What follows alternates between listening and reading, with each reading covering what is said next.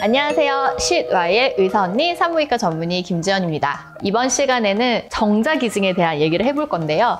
요즘 굉장히 이슈가 되고 있고 핫한 주제죠. 정자기증 자체는 시술은 솔직히 어렵진 않아요. 정자를 여성의 자궁 안에만 넣어주면 되거든요. 그래서 의사로서는 어렵지는 않은 시술인데 물론 부가적으로 해야 하는 것들이 좀 많기는 하지만 이게 과연 법적으로는 어떠한 제약이 있고 우리나라에서는 어느 정도까지 이런 시술이나 기증이 가능한지 오늘 법태랑의 백광현 변호사님을 또 모셔서 얘기를 들어보도록 하겠습니다. 안녕하세요. 안녕하세요.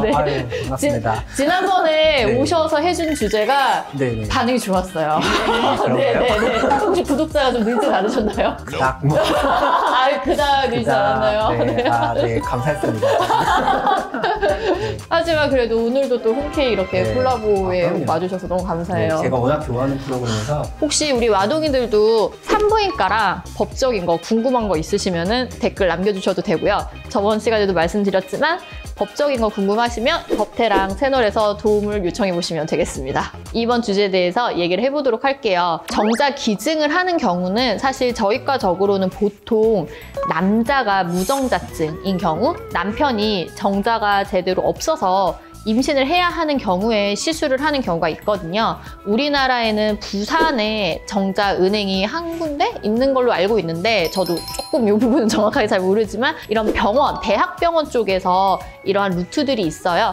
혹은 큰 난임병원들에서 이런 루트들을 통해서 정자를 기증받아서 이러한 시술을 하게 되거든요.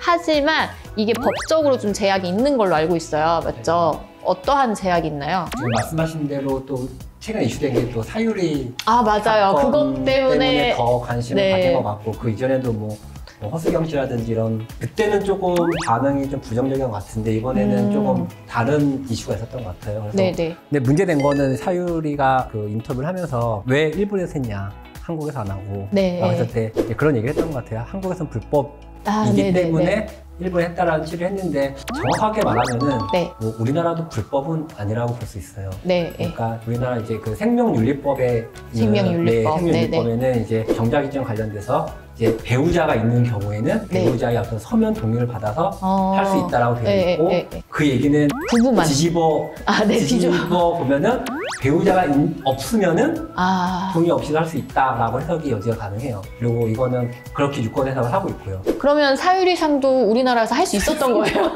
그렇죠. 네. 네. 마사카.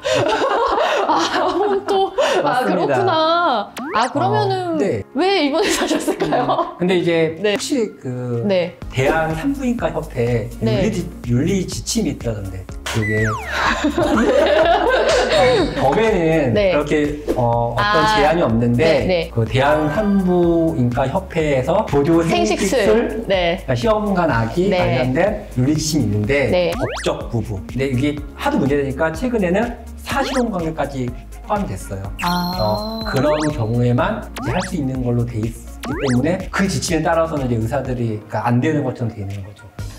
그렇구나. 네, 법상 제한은 없지만 윤리 지침에서는 네, 그렇게 돼 그렇다. 있다고 하더라고요. 우리나라 법에서는 불법이 아니지만 의사회와 보건복지부가 자율적으로 협의해서 만든 지침에서는 저는 이런 경우에만 정자기증이 가능하다고 했기 때문에 법에서 금지하지 않지만 자기네끼리 약속했기 때문에 안 하겠죠. 그럼 이게 사실은 정자를 기증받아서 하는 것 외에 난임 부부 사이에서도 이런 보조 생식술을 하잖아요. 네. 근데 이런 경우도 사실은 법적으로는 크게 따로 더 나와 있는 건 없는 건가요? 만약에 배우자가 아까 같이 그 네. 부부 사이라면은 네. 배우자가 있는 거잖아요. 네, 그럼 네. 배우자의 서면 동의를 얻어야 되죠, 반드시.